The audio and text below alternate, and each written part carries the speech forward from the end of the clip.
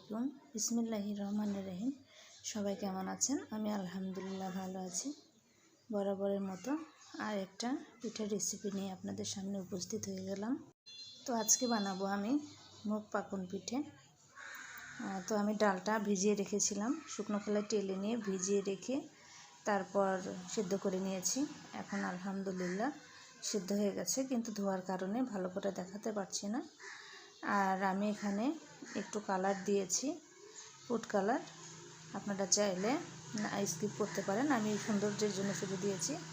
আর এখানে ডাল ঘুটনি দিয়ে ঘোটার কোনো প্রয়োজন নেই, এমনিতেই গলে গেছে। আর তার সাথে আমি এখন চাউলের গুঁড়ি দিয়ে দিচ্ছি। চাউলের গুঁড়িটা দেওয়ার পরে আমি 2 মিনিটের মতো ঢেকে রাখবো। তারপর এই যে হালকা হাতে এটা নেড়ে একটা খামির তৈরি করব। তো আমি এখানে প্লেটে ঢেলে নিয়েছি। আর এখানে আমি একটা ডিম ভেঙে দিয়েছি। একটা ডিমে যদি না হয় আমি পরবর্তীতে আরেকটা ডিম এখানে ব্যবহার করব। আসলে যত গুড় তত মিষ্টি, এটা মানে অরিজিনাল কথা। তা প্রচণ্ড আমার হাতে গরম লাগছিল, এটা একটু গরম গরম থাকতেই মাখতে হবে, ভালো করে মথে নিতে হবে। তাই আমার আম্মু মথে দিয়েছে সুন্দর করে। কিন্তু আমি এখানে আটার পরিবর্তে তেলটা দিয়েছি, একটু হাতে লেগে লেগে আসছিল। তো আজকে আমি এই মুগ পাকন পিঠাটা সাজে তৈরি করে দেখাবো। আপনারা চাইলে হাত দিয়ে নকশা করতে পারেন। তো আমি একদিন ট্রাই করব আপনাদের সাথে এটা হাত দিয়ে নকশা করার জন্য। তো আমি আজকে সহজ পদ্ধতিতে এটা করার চেষ্টা করছি। তো এখানে আমি কিছু সাজ নিয়েছি, এখানে 4টির মতো সাজ নিয়েছি। আর প্রত্যেকটিতে আমি এরকম করে তেল দিয়ে মানে একটু করে নিচ্ছি, যাতে ওই পিঠাটা আস্তে উঠে আসবে, লেগে যাবে না। তো আপনারা এখানে তেলটা ব্রাশ করে নেবেন, তাতে সমস্যা নেই। আর চাইলে ঘিও নিতে পারেন, সেখানতেও কোনো সমস্যা নেই। আমি একটু আগেই বলেছি যে যত গুড় তত মিষ্টি। তো এখানে আমি পিঠাটা আমি অবশ্য হাতে অত ভালো নকশা করতে পারি না, যেটা সত্য সেটাই স্বীকার করছি। আপনারা চাইলে আমার মতো যারা মানে হাতে অত সুন্দর নকশা করতে পারেন না, তারা চাইলে আমার মতো যে এরকম করে সাজে পিঠাটা তৈরি করে নিতে পারেন। খেতে কিন্তু মানে এতটুকু 19-20 হবে না। আর এই পিঠার ভিতরে যে রসটা ঢুকবে কী করে, সেটা আমি আপনাদের সাথে নিশ্চয়ই শেয়ার করব। একটু বুদ্ধি করে চললে সুন্দর মতে খাওয়াও যায়, সব কিছু করাও যায়। তো যাই হোক, তো এখন আমি 4 রকমের সাজ দিয়ে 4টি পিঠা আপনাদের তৈরি করে দেখাবো। এখানে আমি একটা সাজ কমপ্লিট করেছি আলহামদুলিল্লাহ। এখন এই যে বাকি আরগুলো দিয়ে আমি প্রত্যেকটা সাজই আপনাদের সাথে তৈরি করে দেখাবো। মানে 4টা যে নিয়েছি সেই 4টাই আপনাদের একটা একটা করে মানে বানিয়ে দেখাবো। আর 4টার মানে ডিজাইনটা কেমন সেটাও আপনাদের সাথে শেয়ার করব। যে যেখান থেকে আমার ভিডিওটা দেখছেন, কাছে বা দূরে, দেশে বা দেশের বাইরে, সবাইকে জানাচ্ছি আন্তরিকভাবে শুভেচ্ছা এবং অভিনন্দন। আমার ভিডিওটা ভালো লাগলে একটা লাইক করবেন, কমেন্ট করবেন, এবং খুব যদি বেশি ভালো লেগে যায় তাহলে ফ্রেন্ডস আর ফ্যামিলির সাথে শেয়ার করবেন। শেয়ার করতে ভুলবেন না। আমার চ্যানেলটি সাবস্ক্রাইব করবেন এবং পাশে থাকা বেল আইকনটি অবশ্যই বাজিয়ে রাখবেন। পরবর্তী ভিডিওর নোটিফিকেশন সর্বপ্রথম আপনাদের কাছেই চলে যাবে। তো দেখেন নকশাগুলো মাশাআল্লাহ কত সুন্দর হয়েছে। তো যথারীতি একে একে সবগুলো পিঠার নকশা কিন্তু আপনাদের সাথে আমি করে দেখাচ্ছি। এবং কারো যদিও বুঝতে সমস্যা হয়, কারো না বোঝার কথা নয়, তারপরেও যদি বুঝতে সমস্যা হয়, যার কারণে আমি 4টা যে ডিজাইন করবো আর কি, 4টা সাজের, সেই প্রত্যেকটা সাজের ডিজাইনটাই করে দেখাচ্ছি আপনাদের সাথে। তাহলে যারা মানে সাজেও মানে পিঠা করতে অসুবিধা, তারা করতে পারবে। তো যাই হোক, মাশাআল্লাহ দেখেন কত সুন্দর লাগছে।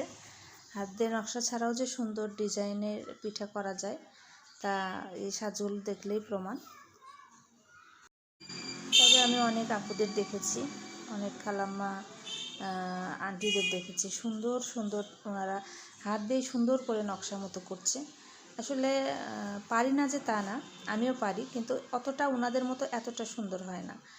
আর এই সাজে করলে কি হয়, সময়টা খুবই কম লাগে, ঝটপট করে তৈরি করে নেওয়া যায়।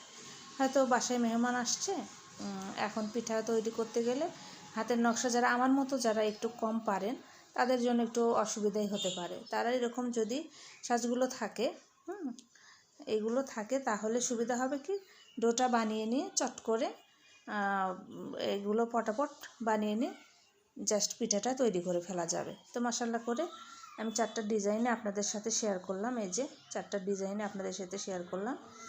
প্রত্যেকটা ডিজাইন দেখেন একের থেকে আরেকটা বেশি সুন্দর।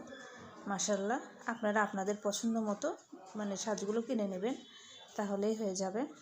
তো এখানে আমি সবগুলো পিঠা বানিয়ে নিয়েছি মাশাআল্লাহ করে। তবে আরও কিছু ডো আছে, সেগুলো দিয়ে আম্মু পিঠা বানাবে, এগুলো আমি ভাজতে চলে যাব। ওফ, সরি, ভাজতে চলে যাব কি করে?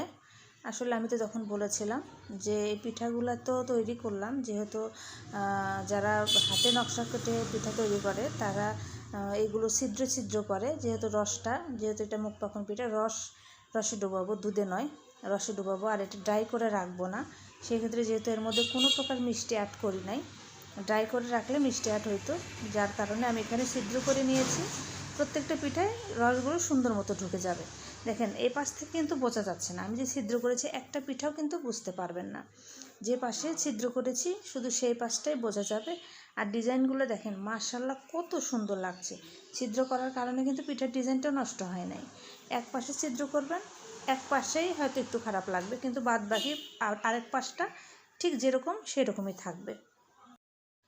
হাতে নকশা না করেও যে কত সুন্দর করে পিঠা তৈরি করা যায়, তাই শুধু আপনাদের সাথে শেয়ার করলাম, তেমন কিছুই নয়। তো এখানে আমি তখন বলেছিলাম না ছিদ্র, এই দেখেন একবার দেখিয়েছি আপনাদের ছিদ্র ছাড়া, আবার দেখলাম ছিদ্র, মানে এই যে আমি ছিদ্র করেছি, ছিদ্রটা এই পাশ থেকে করলে ছিদ্র বোঝা যাচ্ছে, উল্টো দিলে ছিদ্র বোঝা যাচ্ছে না। তো আমি চুলায় একটা প্যান বসিয়ে দিয়েছি, বিসমিল্লাহর নামে পিঠাগুলো ভাজতে চলে যাব।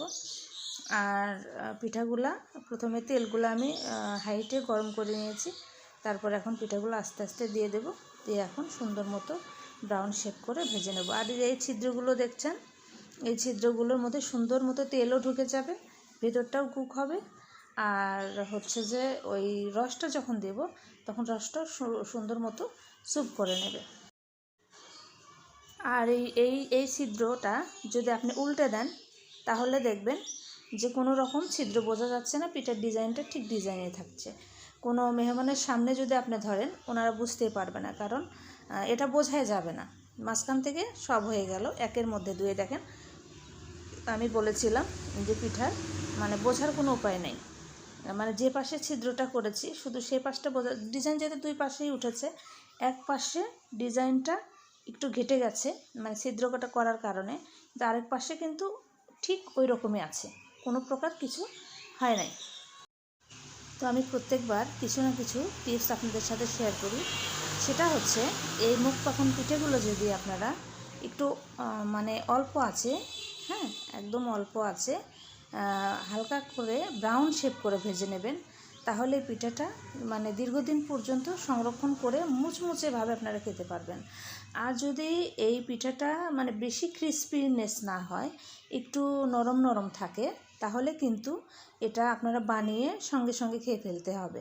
কারণ এটা যদি আপনারা রেখে দেন তাহলে পরবর্তীতে এটা নেতিয়ে যাবে, মানে এটা এত ক্রিস্পিনেস থাকবে না। তো দেখেন এইগুলো ভাজার পরেও কিন্তু এখানে আমার পর্যাপ্ত পরিমাণ পিঠা রয়েছে, এগুলো আমাকে 2-3 বারই দিতে হবে। আর আমি এখানে খেজুরের গুড় নিয়েছি মাশাআল্লাহ করে। আমি খেজুরের গুড় দিয়ে আজকে, যেহেতু খেজুরের শীতের মৌসুম, খেজুরের গুড় নেমেছে, নতুন খেজুরের গুড়, তো আমি এখানে খেজুরের পাটালি গুড়টা নিয়েছি, আর এখানে রসটা করে নিয়েছি। আর এখানে সমস্ত পিঠাগুলো আমি ব্রাউন শেপ করে মুচমুচে হয়ে ভেজে নিয়েছি। আর আপনারা এরকম ড্রাই করেও রেখে দিতে পারেন যদি এর মধ্যে কিছু মিষ্টি দেওয়া যায়। তো চিনির ক্ষেত্রে হয় কি, একটু সময় নিয়ে হয়তো একটু করতে হয়, আর গুড়টা এমনি পাকে থাকে, গুড়টা বেশি সময় জাল দেওয়ার দরকার নেই। তো পানির পরিমাণটা একটু কম দিই, গুড়টা এরকম ফেনা মতো নিয়ে আসলে হাতে দেখবেন 2 হাত করে দেখবেন, যদি আঠালো হয় তাহলে সঙ্গে সঙ্গে পিঠাগুলো দিয়ে দেবেন। আমি কিন্তু চুলাটা বন্ধ করে দিয়েছি, কিন্তু চুলাটার উপর রেখেছি, যার কারণে বুদবুদগুলো দেখা যাচ্ছে। তো আমি এখানে 2টা মানে পিঠাগুলো সবগুলোই মানে এপিট ওপিট করে সুন্দর মতো রসটা মানে করে নেব, স্যুপ করে নেব। আর এই যে পিঠার যে ছিদ্রটা, এই ছিদ্রটার কারণে পিঠাগুলো সুন্দর মতো ওই রসটা টেনে নেবে। আর যেরকম মুচমুচে হবে, কিছু ক্রিস্পিনেস আছে কেমন কুরকুরে, এটা কিন্তু না, একদম মুচমুচে ধরনের, মানে মুখে দিলেই এমনি মুচমুচে, কিন্তু মুখে দিলেই মিলিয়ে যাবে এরকম একটা, যেহেতু ডাল মুগ ডাল রয়েছে এখানে। তবে চেষ্টা করব আগামী দিনে বা কোনো এক সময়ে আপনাদের সাথে এই মুগ পাকন পিঠে আমি মসুরের ডাল দিয়ে করার জন্য আর ড্রাই করে রাখবো। কেউ যদি মনে করেন যে আমি এটা দুধে ডোবাবো না, এটা হচ্ছে যে রসে ডোবাবো না, জাস্ট ড্রাই করে বিস্কিটের মতো রেখে দেবো, তো সেরকম করে খেতে পারবেন ইনশাল্লাহ। আগামীতে আমি এরকম একটা রেসিপি দেওয়ার চেষ্টা করব। তো মাশাআল্লাহ করে আমার পিঠা একদম হয়ে গেছে, অলমোস্ট ডান। আর দেখেন রসে কেমন টইটুম্বুর হয়েছে, একদম মুচমুচে হয়েছে, আর কতটা সুন্দর লাগছে, লোভনীয় লাগছে, আর একদম রসগুলো ভিতরে ঢুকে গেছে। আফরিন কিচেন মানে ইজি প্রসেসিং আর সহজ রেসিপির সাথে আবারও দেখা হবে আপনাদের সাথে। সেই পর্যন্ত ভালো থাকবেন, সুস্থ থাকবেন। আবার দেখা হবে অন্য কোনো ব্লগে, অন্য কোনো ভিডিওতে বা অন্য কোনো রেসিপিতে। আমি আফরিন আপনাদের জন্য দোয়া করি, আপনারা আমার জন্য দোয়া করবেন। আসসালামু আলাইকুম, আল্লাহ হাফেজ।